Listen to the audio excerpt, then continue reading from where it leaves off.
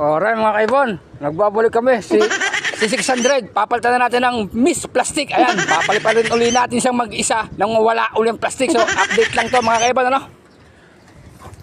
Titingnan natin kung papasok uli siya mga kaibon, ano? So ina-update ko lang naman siya sa inyo mga kaibon. Ayan tingnan natin kung saan pupunta yan. Kung papasok yan pag naandito ako. Kasi ayaw talaga na itong pumasok mga kaibon pag naandito ako malapit sa loop, ano? So ito, malalaman natin ngayon. Ang tanong kung papasok ito. O yung mga nagsasabing kawawa daw ang aking ibon sa akin. Ayan, yung namang ginawa kong plastic sa kanya ay para lamang siya ay matakot. Pinapaalam ko lang sa kanya na masama ang lagi nasa labas. Oh, ayan, siya ngayon, wala ko ng plastic. Tingnan natin kung papasok pa. Gusto ko lang kasi talagang mapapasok yan. Kakagaling karera, kaya ako ginawa yun mga kaibon. Konting araw yan, oh. A few minutes later. O, 2 minuto na siyang naronda mga kaibon, ano? Baba na, Miss Plastic.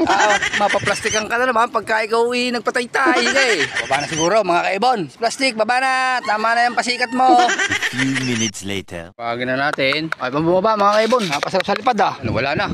Nasa na? Lumapo na naman yata sa puno. Yan mga kaibon.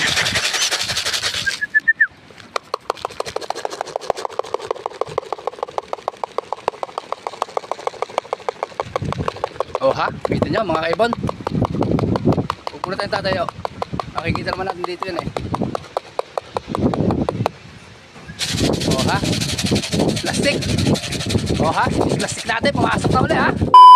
Ano mga kaibon ha? Talagang hindi na naulan niya. Oh ha? Plastic natin ha? Makapasok na natin. Mukhang effective nga yata yun ha? Oversell din marasigan. Talagang mukhang effective ang yung tinuro sa akin nga rin. Maraming salamat sa iyo. Ha? Hindi na siya nagiging takot ngayon. Napasok na siya pagkakagaling niya rondahan. Ayos! Dahil ginawa mo yan, may premyo ka muna sa akin, Miss Plastic. Premyo ka muna. Huwag naman kayo sumali, hindi mo kasi Miss Plastic eh.